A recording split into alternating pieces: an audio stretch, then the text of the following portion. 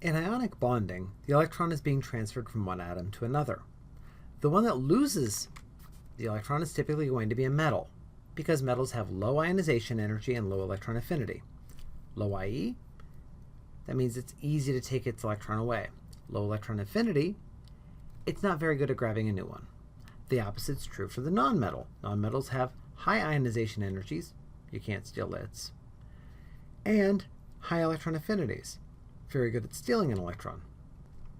So as a result, we're going to have the electron transfer from the metal to the nonmetal. Now, let's go ahead and do the starting point for the magnesium atom.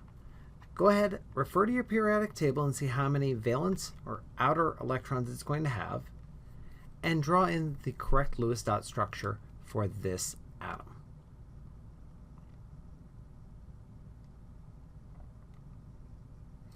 Okay, now it's in column 2, which means it's going to have 2 electrons toward its octet. So we'll have 1, 2 dots on it. You could have put them anywhere you wanted to.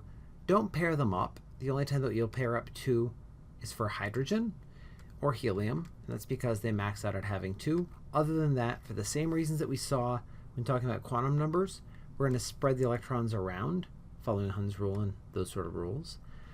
And one of the things we'll find out when we do hybridization later on is that it's because all 4 of those electrons end up being the same energy through some things that we'll talk about later on. Now, we're going to have 2 electrons there that we've got to give away.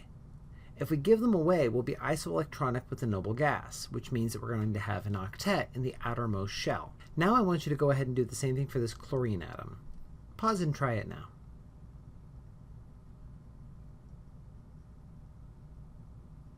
Okay, so when you look at the periodic table, chlorine had 7 electrons. It's got 1, 2, 3, 4, 5, 6, and 7.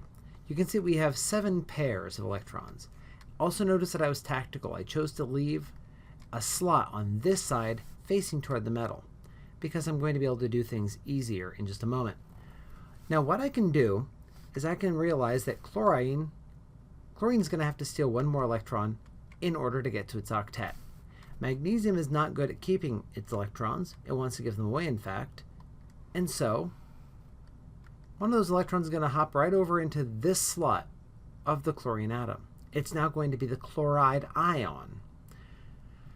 But we still have 1 spare electron sitting around on magnesium.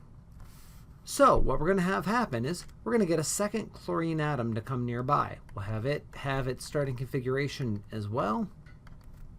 It's got its 7 electrons. It's got an empty spot. Magnesium can donate the electron to the empty slot. This chlorine now has an octet. This chlorine now has an octet. And so you can see that all of them are going to be very stable. But this also means that now that this has lost its electrons entirely, magnesium is a 2+ ion. Chlorine is now the chloride ion. Let me go ahead and fix that. There we are. And as a result, each one has a -1 charge. So it makes sense that we're going to have 2 of these -1s stick to a 2+. And that's what we're going to have. Now the process that we described here was called electron transfer for obvious reasons. And the ions are then going to be attracted to each other. And if they're soluble in water and sitting in water, they can dissolve. And that's a process we'll talk about sometime in a different video.